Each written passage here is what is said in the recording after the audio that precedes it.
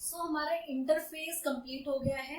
M phase का general introduction मैं आपको दे चुकी हूँ कि एम फेज दो तरह के होते हैं। एक जब सेल माइटोसिस करता है तो क्या प्रोसेसेस होंगी उसमें, कैरियोकाइनेसिस, साइटोकाइनेसिस, और जब मियोसिस करता है तब भी क्या प्रोसेसेस होंगी, कैरियोकाइनेसिस एंड साइटोकाइनेसिस। तो सबसे पहले हम माइटोसिस स्टार्ट कर रहे हैं। माइटोसिस को करने के बाद हम मियोसिस को समझेंगे।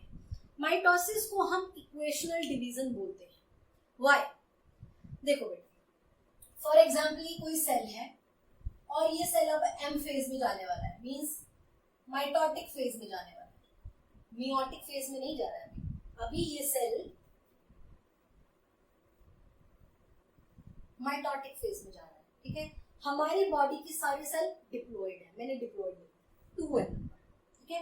46 नंबर ऑफ क्रोमोसोम्स होते हैं। जब ये सेल एम फेज में जाएगा, माइटोटिक फेज में जाएगा, we know this cell will change into 2 daughter cells.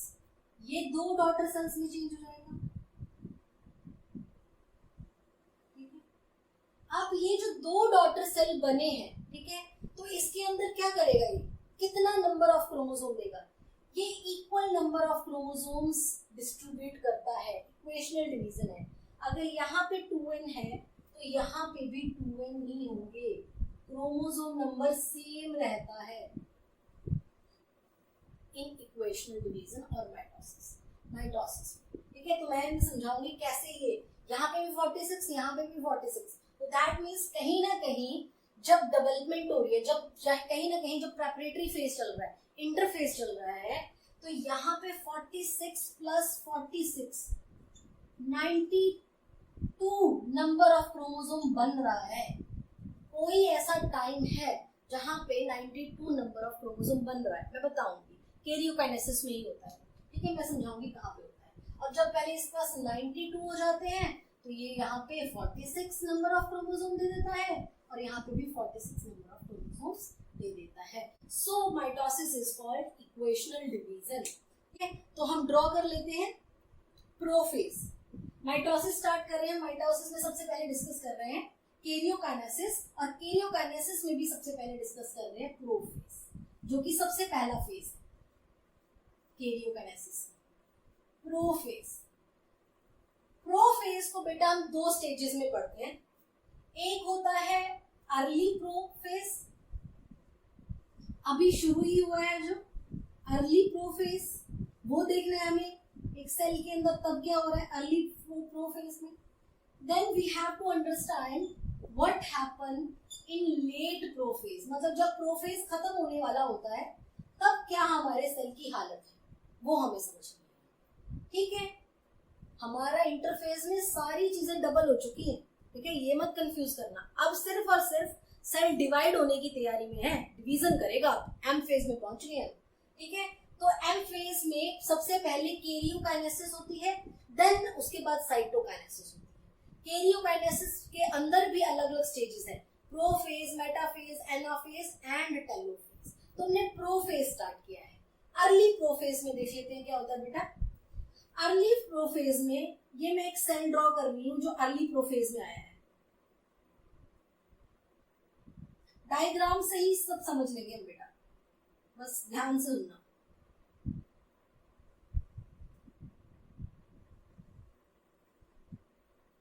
ये एक सेल है जिसने अपना प्रेपरेटरी इंटरफेस कंप्लीट कर लिया, G1, S and G2 phase को कंप्लीट करके यहाँ पे आया है, ठीक है। तो सब कुछ डबल करके आ चुका है। तो ये इसका मान लिया मैंने, this is the nucleus, enlarge करके बना रही हूँ ताकि हमें अंदर का दिखे, ठीक है। ये सेल है, this is the cell and this is the nucleus, ये न्यूक्लियस, राइट। तो तुम्हें पता होगा एम फेज में आने से पहले एस फेज में जीवन के बाद जो एस फेज आता है, एस फेज में क्या हुआ है, डीएनए रेप्लिकेशन हुई है, डीएनए का कंटेंट डबल हुआ है, ठीक है। जब कंटेंट डबल होते हैं, ठीक है, तो वो हमें इस तरह से नहीं दिखते, तो हमें ये काफी ज्यादा, जैसे अगर मैं एस फेज यहाँ पे बना दूं, फॉर एग्जाम्पल मैं एस फेज दिखा रही हूँ तुम्हें। एस फेज में फॉर एग्जाम्पल ये एक न्यूक्लियस है एस फेज के अंदर, ठीक है। तो हमारे जो क्रोमोसोम्स हैं वो हमें इस तरह से नहीं दिखते जो हमने ड्रॉ कर दिए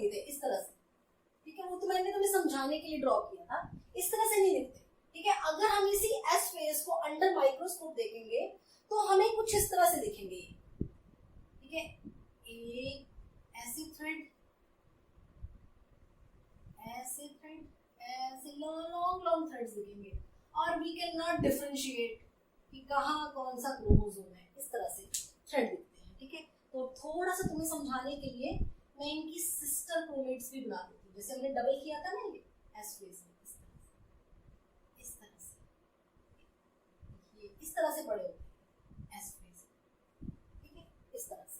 तो एस फेज के बाद इसके साथ तो कुछ नहीं हुआ, G2 फेज में, G2 फेज में डीएनए रेप्लिकेशन के साथ कुछ नहीं हुआ था, तो यही न्यूक्लियस ऐसे ही स्टेज में यहाँ तक पहुंच जाता है, ठीक है, अर्ली प्रोफेज, एम फेज का जो अर्ली प्रोफेज है, ठीक है। अर्ली प्रोफेज में सबसे पहली चीज जो होती है that is condensation of chromatin material. अभी जो ये मटेरियल है इसको हम क्रोमोसोम्स नहीं बोलते बेटा, इसको हम बोलते हैं, जो ऐसे हमें थ्रेड लाइक स्ट्रक्चर दिख रही होती है उनको हम बोलते हैं क्रोमैटिन मटेरियल।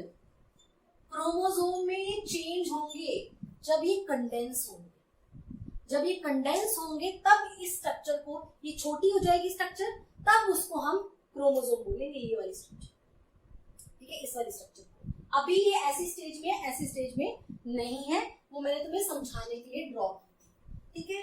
तो जो कैरियोकाइनेसिस का फर्स्ट स्टेज है दैट इज प्रोफेज, और प्रोफेज में भी जो अर्ली प्रोफेज है उसमें एक चीज होती है आपको नोट डाउन करनी है, that is condensation of chromatin material takes place.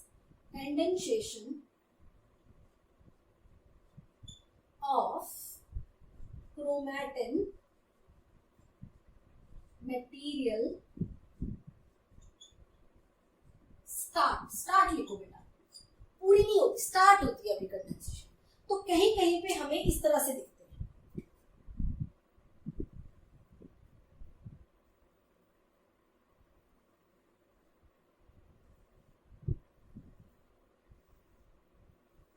तो इस तरह से हमें क्रोमोसोम दिख रहे होते हैं। क्रोमोसोम बोल रही chromatin fibre, thread like structure. अभी क्रोमोसोम जब बनेंगे तब मैं बताऊंगी कि हाँ अब इसको क्रोमोसोम बोलते हैं, ठीक है। इस तरह से एक पेरेंटल थ्रेड है और एक डॉटर थ्रेड है, ठीक है। तो this is the early prophase in which the condensation of chromatin fibre start, यहाँ पे स्टार्ट होगी। अब हम बात करते हैं लेट प्रोफेज की। लेट प्रोफेज के अंदर क्या होता है, अब यही आगे चल के एंटर करेगा, यही आगे चल के एंटर करेगा लेट प्रोफेज में। तो लेट प्रोफेज में क्या होता है वो देख लेते हैं। ये फिर से मैं सेल ड्रॉ कर रही हूं,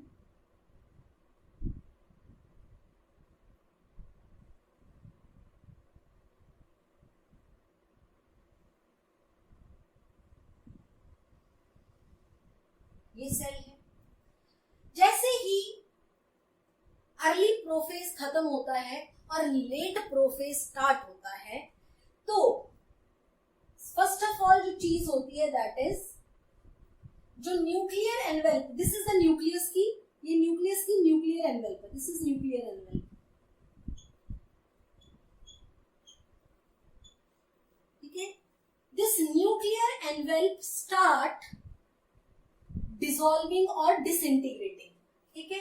ये जो न्यूक्लियर एनवेल्प है वो डिसइंटीग्रेट होना स्टार्ट हो जाता है, डॉट डॉट करके बना रही हूं मैं, ये बाहर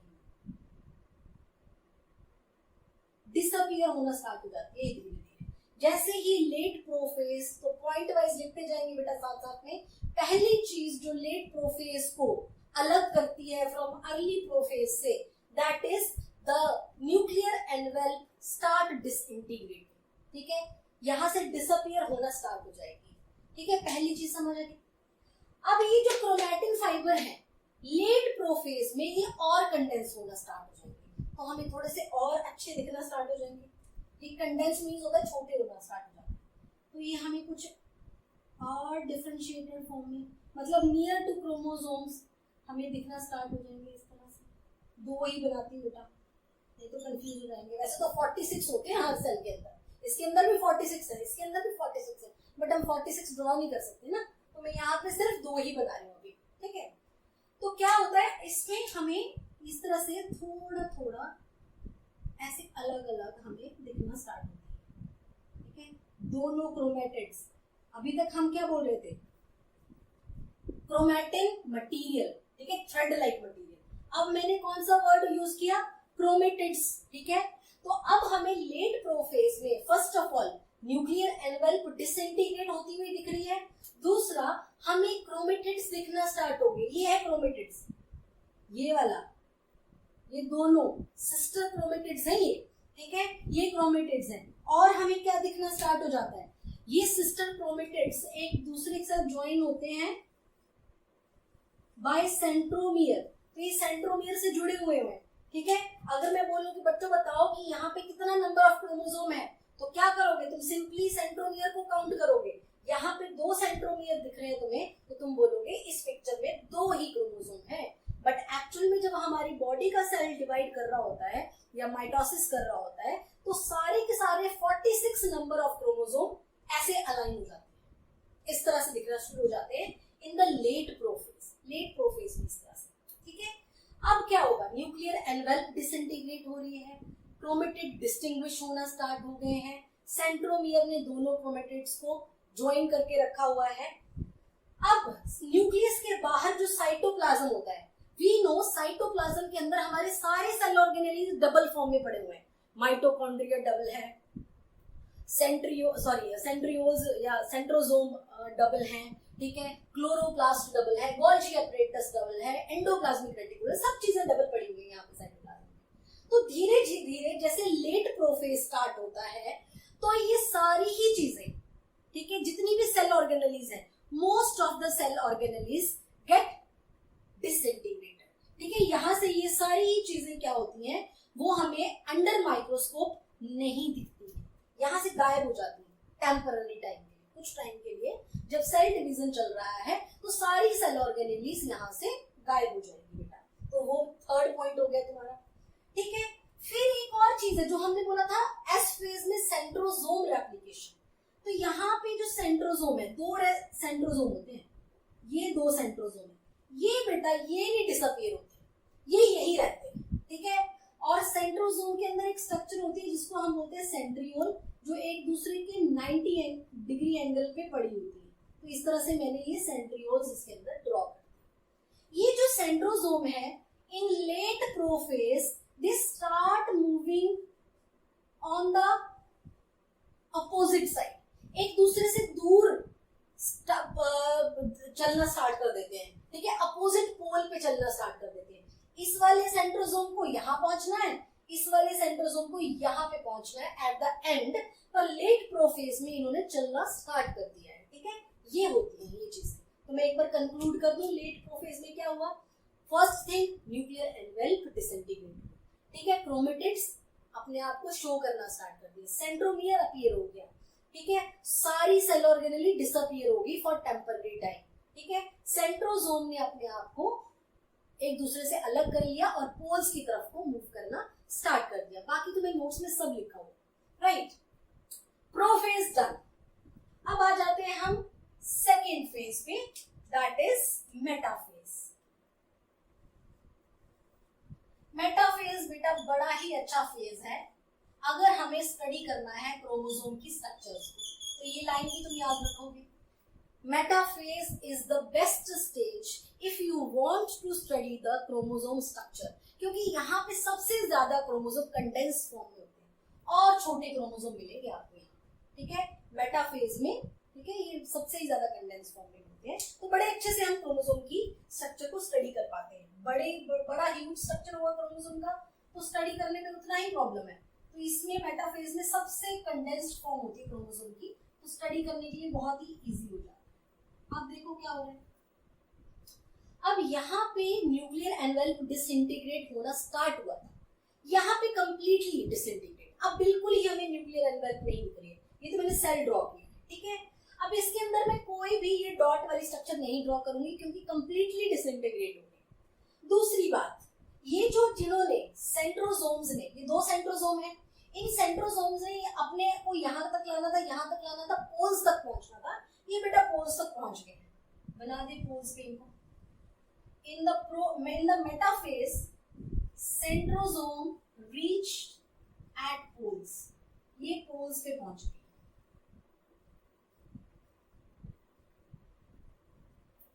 ये पोल्स पे पहुंच गए, ठीक है। और यहाँ पे ये पोल्स हैं सेल के, ये these are the 2 poles of the cell, और ये सेंटर वाली लाइन जो है इसको इक्वेटर लाइन कहते हैं, ठीक है। और सेंटर में क्या होता है, एक मेटाफेजिक प्लेट बन जाती है, सेंटर में एक प्लेट बन जाएगी जिसको हम बोलते हैं मेटाफेजिक प्लेट, ऐसे मेटाफेजिक प्लेट बोलते हैं इसको। इस प्लेट पे बेटा हमारे जो क्रोमोसोम्स हैं, ठीक है, ये जो अब क्रोमोसोम्स दिखने शुरू हो गए, ठीक है, तो ये क्रोमोसोम ही बोल रही हूं मैं, तो ये अपने आप को ऐसे पूरा मेटाफेजिक प्लेट पे असेंबल कर लेंगे, राइट। तो बना देते हैं, असेंबल कर देते हैं, जैसे ये लेट जाएंगे इसके ऊपर इस तरह से,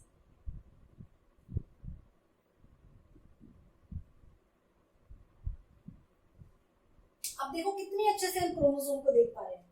यहाँ पे भी थोड़ा थोड़ा नहीं अच्छे से पता चल रहा है, स्मूथ स्ट्रक्चर हो गया इनका, ये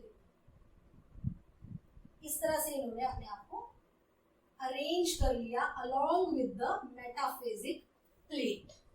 और अभी भी सेंट्रोमियर क्या है, सेंट्रोमियर बेटा एक, इसका भी एक ही है कॉमन, इसका भी सेंट्रोमियर एक ही है, तो हम क्रोमोसोम नंबर अभी भी क्या बोल सकते हैं, 2 ही है, मतलब 46 46 46 ये अभी तक, ठीक है। तो अब क्या होगा, एक चीज क्या होगी, in the metaphase the nuclear envelope completely disappear, नहीं दिख रही हमें, centrosome reached at the pole, पहुंच गए, ठीक है। Metaphasic plate appear at equator region, ठीक है, of the cell, then the chromosome align themselves along with the metaphasic plate. So this is the metaphasic plate. This is the metaphasic plate. And ये हमारे chromosomes हैं, सिर्फ 2 sister chromatids हैं, ये sister chromatids हैं दोनों,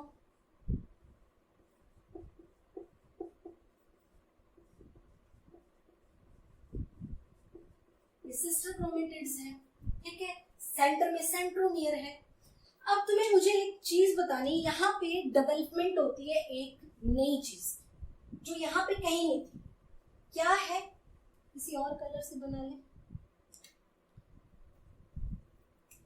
यहाँ पे एक साइड पे एक स्ट्रक्चर डेवलप होगी क्रोमोसोम के सेंट्रोमियर के पास ही, इस साइड पे भी क्रोमोसोम के दूसरी साइड पे भी दूसरा एक स्ट्रक्चर अपीयर हो रही है, सेम यहाँ पे भी एक स्ट्रक्चर अपीयर हो रही है, यहाँ पे भी एक स्ट्रक्चर अपीयर हो रही है, इस स्ट्रक्चर को बोलते हैं काइनेटोकोर।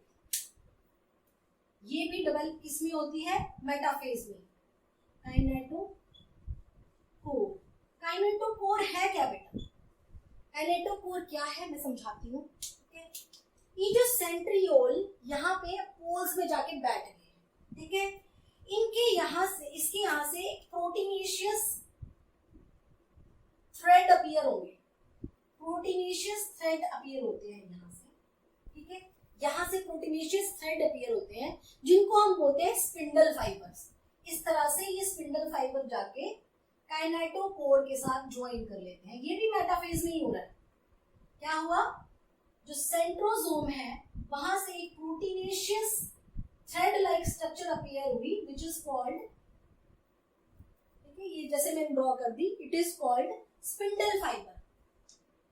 और ये स्पिंडल फाइबर कहां जुड़ेगा, this spindle fibre will join with the kinetochore of the chromosome. Chromosome के पास जो काइनेटोकोर करके एक स्पेस है वहां जाके जुड़ेगा और कहीं नहीं जुड़ेगा। इस साइड पे ये जुड़ गया, इस वाला भी प्रोटीनेशियस यहाँ पे जुड़ जाएगा, यहां से भी यहाँ पे ज्वाइन कर लेगा, this is the spindle fibre. ये सब हो रहा है मेटाफेज में। तो क्या क्या लिख सकते हैं, नंबर 1 क्या लिख सकते हैं, देखो, nuclear envelope completely disappear first of all, ठीक है, और देन क्रोमोसोम कंप्लीटली कंडेंस, यहाँ पे कंडेंसेशन खत्म हो गई, ठीक है, कंप्लीट कंडेंसेशन होती है मेटाफेज पे जाके, यहाँ पे तो बेटा स्टार्ट ही हुआ है, ठीक है, काम, ठीक है, यहाँ पे कंप्लीट हो गई कंडेंसेशन ऑफ द क्रोमोसोम्स, ठीक है। Chromosome align themselves along with the metaphasic plate, कर लिया उन्होंने, ठीक है। सेंट्रोसोम पोल्स पे पहुंच चुके हैं। सेंट्रोसोम से एक थ्रेड लाइक स्ट्रक्चर अपीयर होती है जिसको हम स्पिंडल फाइबर बोलते हैं, जो कि क्रोमोसोम पे जाके एक स्पेस है काइनेटोकोर, वहां पे जाके ज्वाइन कर लेता है, ठीक है। Spindle fibre are attached to the kinetochore. ये सब चीजें होंगी इन द मेटाफेज, मेटाफेज के अंदर। चलो अब हम समझ लेते हैं व्हाट हैपेंस। आपका प्रोफेज हो गया, हमने बोला था कैरियोकाइनेसिस में अलग अलग स्टेजेस होती हैं। प्रोफेज में कैरियोकाइनेसिस में अलग अलग स्टेजेस होती है, prophase, metaphase, anaphase, telophase. Prophase, metaphase done, इसके बाद बचा हमारे पास सिर्फ एनाफेज एंड टेलोफेज। बहुत इजी है, ठीक है, मैं इसको रब कर रही हूं।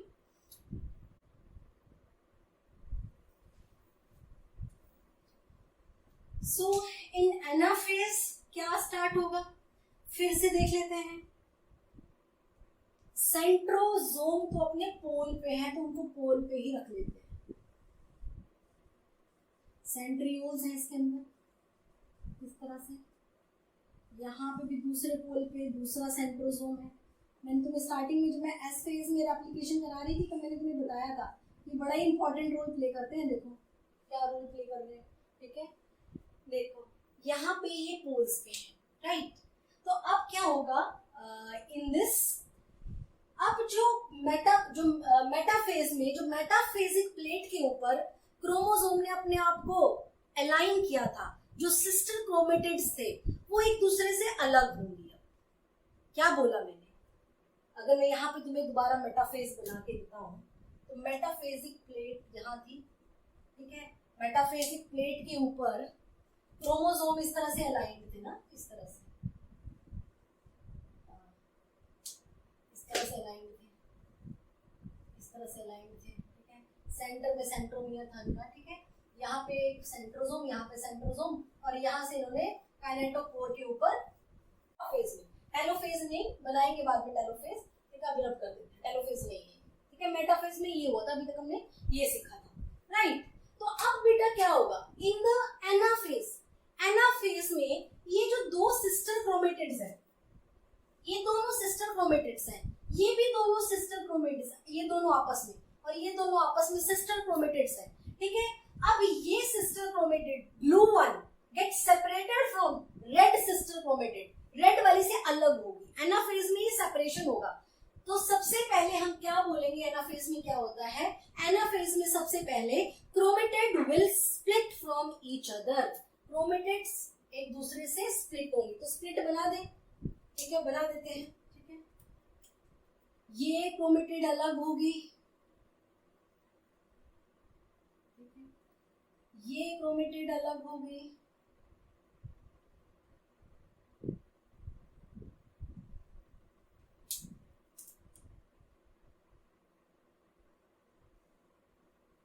ये क्रोमेटिड अलग होगी, एंड दिस क्रोमेटिड आल्सो, ठीक है। और किसने होल्ड करके रखा है,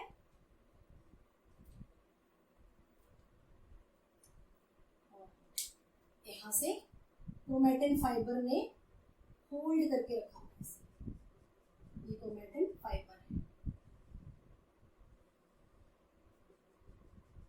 और कहाँ ज्वाइन करता था तुम्हें पता है, ये काइनेटोकोर पे, मैं यहाँ बना देती हूँ, चलो किसी और कलर से बना देते हैं। यहाँ पे काइनेटोकोर पे, ये काइनेटोकोर पे स्पिंडल फाइबर आके जुड़ता था। अब तुम्हें कुछ नई चीज भी दिख रही होगी यहाँ पे। अभी मैंने सेंट्रोमियर नहीं बनाया, यहाँ पे एक सेंट्रोमियर यहाँ था, एक सेंट्रोमियर यहाँ था, मतलब बेसिकली हम बोल सकते हैं इस सेल में दो क्रोमोसोम है, क्योंकि हम क्रोमोसोम का नंबर कैसे कैलकुलेट करते हैं, bye counting the number of centromeres, ठीक है। तो ये काइनेटोकोर है। अब बेटा यहाँ पे सेंट्रोमियर भी स्प्लिट करता है, साथ ही साथ सेंट्रोमियर भी स्प्लिट करता है। कैसे, देखो, ये एक क्रोमेटिड, ये दूसरी क्रोमेटिड, अब इसको हम बोलेंगे क्रोमोसोम, अब ये भी एक क्रोमोसोम, अब ये दूसरा क्रोमोसोम, ये तीसरा क्रोमोसोम है। क्यों, क्योंकि इनका अपना अपना क्रोमेटिड है, सॉरी इनका अपना अपना सेंट्रोमियर है, इसका अपना सेंट्रोमियर है, इसका अपना सेंट्रोमियर है, इसका अपना सेंट्रोमियर है, इसका अपना सेंट्रोमियर है। एनाफेज में ये भी हो गया। क्या क्रोमेटिड एक दूसरे से सेपरेट हो रही है एनाफेज में, ठीक है, और जो ये सेंट्रोमियर है वो भी स्प्लिट हुआ साथ में। अगर क्रोमेटिड स्प्लिट हो रही है एक दूसरे से तो सेंट्रोमियर भी स्प्लिट हो रहा है। यहाँ पे अगर दो क्रोमोसोम थे, यहाँ पे अगर दो सेंट्रोमियर थे जिनकी वजह से हम दो क्रोमोसोम काउंट कर रहे थे, तो यहाँ पे हम 4 सेंट्रोमियर्स की वजह से 4 क्रोमोसोम काउंट करेंगे इसको, ठीक है। तो दैट मीन्स अगर एक सेल के अंदर 46 नंबर ऑफ क्रोमोसोम होते हैं, ठीक है, तो यहाँ पे इस टाइम पे एनाफेज में आके 92 नंबर ऑफ क्रोमोसोम्स हैं एनाफेज में आके, राइट। तो इस तरह से ये सब होता है एनाफेज में, ठीक है।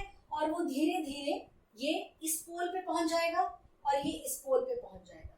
ये पोल पे कैसे खींच रहे हैं, किस तरह से क्रोमेटिड कैसे खींची जा रही है, क्योंकि ये जो स्पिंडल फाइबर्स है, ये स्पिंडल फाइबर है, ये स्पिंडल फाइबर है, स्पिंडल फाइबर, ये शॉर्ट हो रही है एनाफेज में। जैसे ही आती है तो ये स्पिंडल फाइबर जो है वो शॉर्ट हो जाती है, तो ये शॉर्ट हो रही है। तो क्या देखा हमने एनाफेज में? एनाफेज में सबसे पहले हमने क्रोमेटिड की स्प्लिटिंग देखी, स्प्लिट हो गई है क्रोमेटिड्स, एक दूसरे से अलग हो गई। फिर हमने देखा जो स्पिंडल फाइबर है वो शॉर्ट हो रहा है, स्पिंडल फाइबर शॉर्ट हो रहा है तो ये पोल्स की तरफ मूव करेंगे chromatid. Centromeres also get split, ठीक है, सेंट्रोमियर भी स्प्लिट हो गए। तो ये सब चीजें हमने एनाफेज में देख ली, ठीक है। बेटा टेलोफेज बिल्कुल अपोजिट होता है जो हमने प्रोफेज किया, जो मैंने तुम्हें प्रोफेज में बताया है, ठीक है। प्रोफेज में जो हुआ है वो सबसे उसी से उल्टा होगा इन टेलोफेज।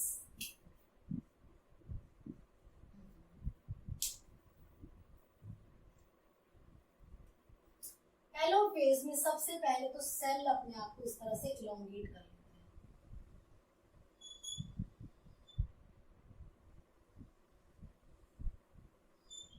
इस तरह से सेल अपने आप को इलोंगेट कर रहा है।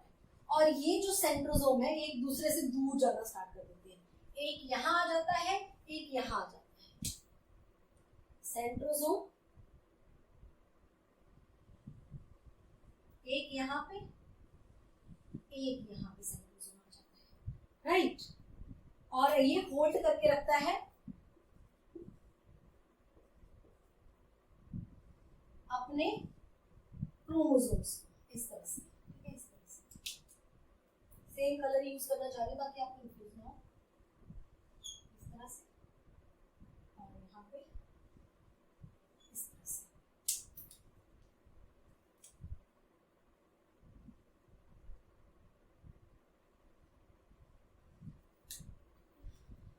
और यहाँ पे सेंट्रोमियर, सेंट्रोमियर, सेंट्रोमियर, ठीक है, इस तरह से। पैरेटो कोड से जुड़ा होता है, बट चलो इसमें बोलने की बात नहीं है। अब टेलोमियर में